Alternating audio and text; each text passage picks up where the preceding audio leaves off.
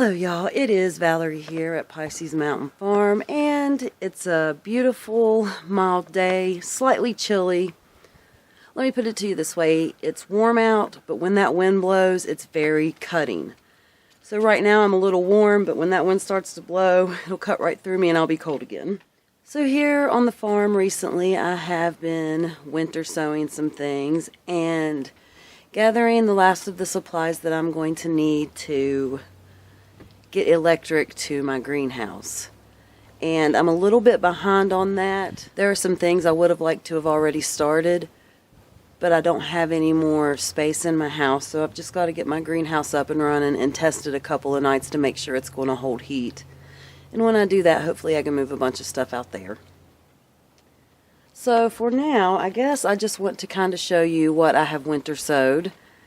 These jugs have already been planted, so I'm not going to give you a step-by-step instruction, but I will kind of grab a jug and guide you through the process. And if you need a step-by-step instruction video, there are so many out there. I personally would suggest videos by Cheryl Mann.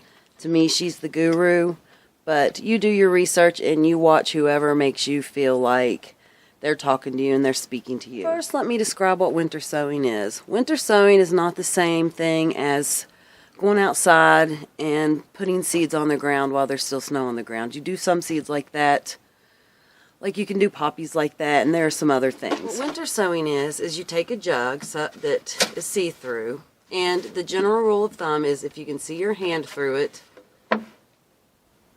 then you can use it to winter sow in. So, you take a jug like an old milk jug and you cut it. To me, I like to leave the handle intact, so I will usually start it somewhere in this area and cut it all the way around. And I will end somewhere in this area, leaving my handle intact, so that way if I need to lift it, the tape doesn't separate. It will make it easier to lift. So once you get it cut, you poke holes in the bottom. You poke holes, a couple of holes about an inch from the top, and you leave your lid off. And what you do is it's going to hinge back. It's going to create a hinge. You fill it up with soil, about 4 or 5 inches, and then you plant it and you use duct tape to seal it. Let me show you an example of one that's already done. Now this is an old jug that I reused from last year. But you can kind of see, this is what I mean. I left my handle intact so I could pick it up like this and wouldn't have to worry about the jug separating, because I have done it to where my handle wasn't intact and I've picked it up by this and it just kind of came apart. Alright, I thought I would give you a quick explanation of that so you wouldn't be completely lost as to what I'm talking about. I know most of you probably know what that is because there are all kinds of videos circulating the internet about it. It's a very popular subject, and I personally feel that this kind of method works best for perennials or things that need cold stratification, though it will also work well for things that are warm weather.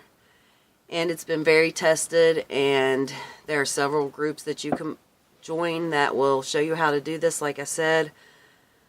But all that just to kind of show you what I've got planted so far. Right now I have these jugs on my porch, but I will be putting them out there in the grass. It is suggested that you keep them in the soil and not on a deck. Some people have kept them on the deck successfully, but I like to just kind of follow the rules on this one and not take a chance. Viper's Bug Loss is the first one. Some gladiolus seeds I got in a seed trade. This one right here is, oh, did I cover it? This one right here is catchfly. This one right here is some Floris verbena. This one right here is money plant. This one right here is Chinese houses.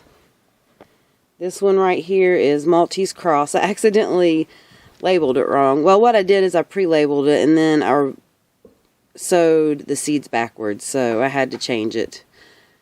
The orange thyme. This one is Clarkia, and as you can see, it's the one that I accidentally sowed. I accidentally put the Viper, this was supposed to be Viper's bug gloss, but I put the Clarkia in it and vice versa on the other one. So I had to relabel them. I know that's probably confusing. Some Cappuccino Rudbeckia. And this one over there has Harry Ball's Milkweed. Those are all the jugs I have sown so far. I have a few more that I've got in there that I still need to prepare. And then I'm going to sow some more things. I will probably be winter sowing all the way through, I'm wanting to say April. However, I will say also that there are some that need warm weather and moisture to propagate some seeds that I have. So I might do some jug sowing, which is just winter sowing, but in the warm weather. I know that might be a bit confusing. I'm sorry if it is, but I will definitely show you that when the time comes. So it's an unseasonably warm day today, so I decided to come get some sun on my skin. And there's a few things that I need to move, and I'm going to give my roses another spritz of fungicide while it's nice and dry. Alright, let's get to it. A little mini rose there is coming.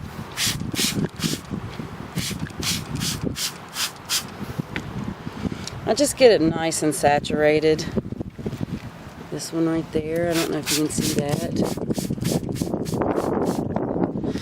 And there'll be one more little one right over here. These are the ones that I transplanted not too long ago. Alright.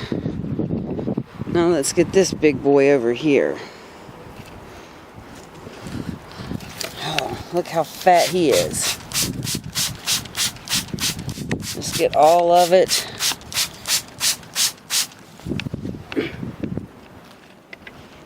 Okay.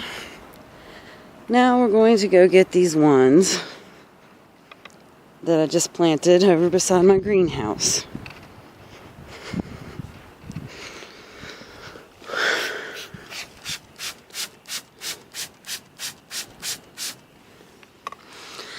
I'm not going to lie, this one right here is not looking too good, and it's the one that I was worried about when I transplanted it, but this one has some nice green growth. And this one, this is the one I brought from Huntington, that I brought from my mom's house. Oh yeah. Can you see it down in there? Let's move my straps. Alright. And this one has a bunch of green growth.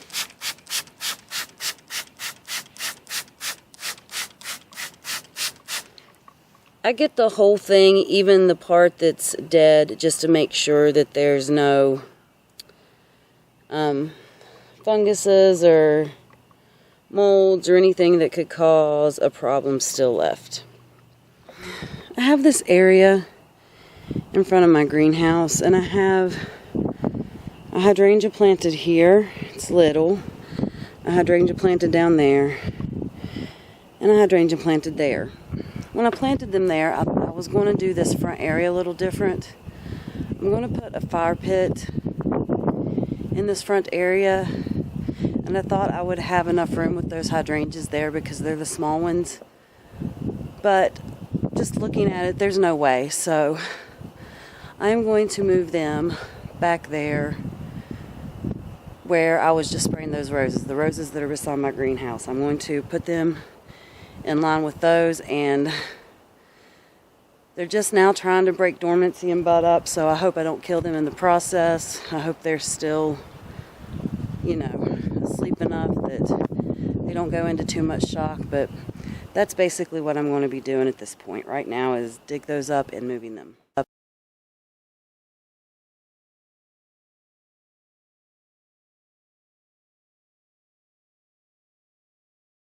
Alright, these two little ones were plugs that started off tiny, and that one is one that I got from Lowe's that was much bigger when I planted it, much more mature. So I'm going to plant the big one first and then these two little ones because these two little ones are the same. So I'm going to plant The big one and the 2 small ones.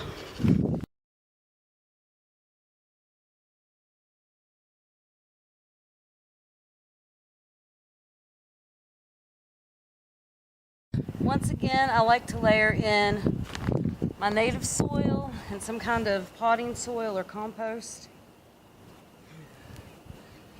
Stone. I also take the time to take out any stones or any rocks that are big or semi-big, because we have a lot of it in our soil.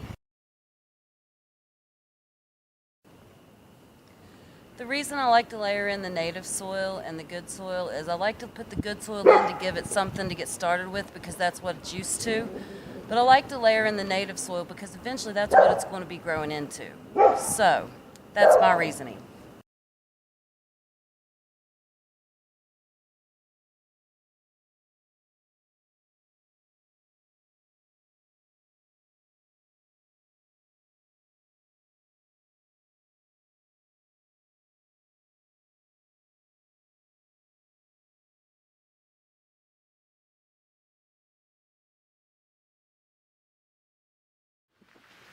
All right, that's all for now, and I will see you next time.